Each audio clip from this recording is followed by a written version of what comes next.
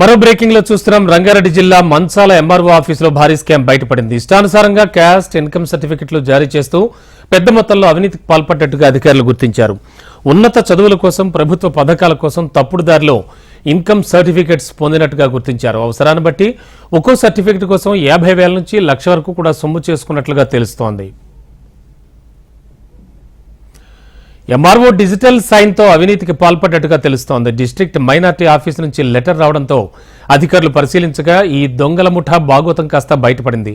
తీగలాగితే డొంకంతా కదిలినట్లుగా వందల అర్జీదారులు ఎవరు అనేది ఎంక్వైరీ చేయగా వారంతా నాన్ లోకల్ అని తేలింది. అప్లికేషన్లు కుప్పలు తెప్పలుగా ఉండడంతో అధికారులే కంగు తిన్నారు.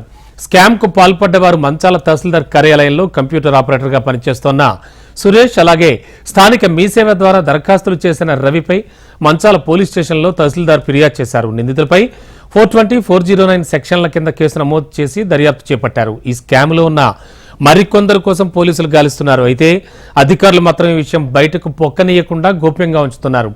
ఈ విషయంపై స్థానిక తహసీల్దార్ను వివరణ కోరగా పై అధికారుల అనుమతి లేనిది ఎలాంటి వివరణ ఇవ్వలేనని తెలిపారు.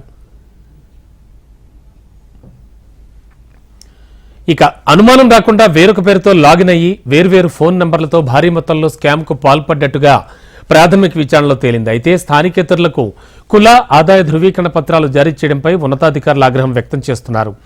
మొత్తం 3 ఫోన్ నంబర్లతో ఇన్కమ్, క్యాస్ట్ సర్టిఫికెట్లు తయారు చేసి అర్జీదారులు లేకుండానే సర్టిఫికెట్లు విడుదల చేసి వాళ్లు నేరుగా ఇంటికే పంపిస్తున్నట్లుగా తేలింది. ఈ స్కామ్లో కొంతమంది ముఠాగా ఏర్పడి స్థానిక మీసేవా కేంద్రాలతో పాటు హైదరాబాద్లోని పలు మీసేవా కేంద్రాల ద్వారా దరఖాస్తు చేసిన లబ్ధిదారులకు ఈ సర్టిఫికెట్స్ అన్ని అమ్మినట్టుగా తెలుస్తోంది. సర్టిఫికెట్ జారీలో వీఆర్ఏ, డీటీ, ఆర్ఐల రిపోర్టు ప్రమేయం లేకుండానే గత 3 నెలలుగా వ్యవహారం గుట్టుచప్పుడు కాకుండా నడుస్తున్నట్లు తెలుస్తోంది.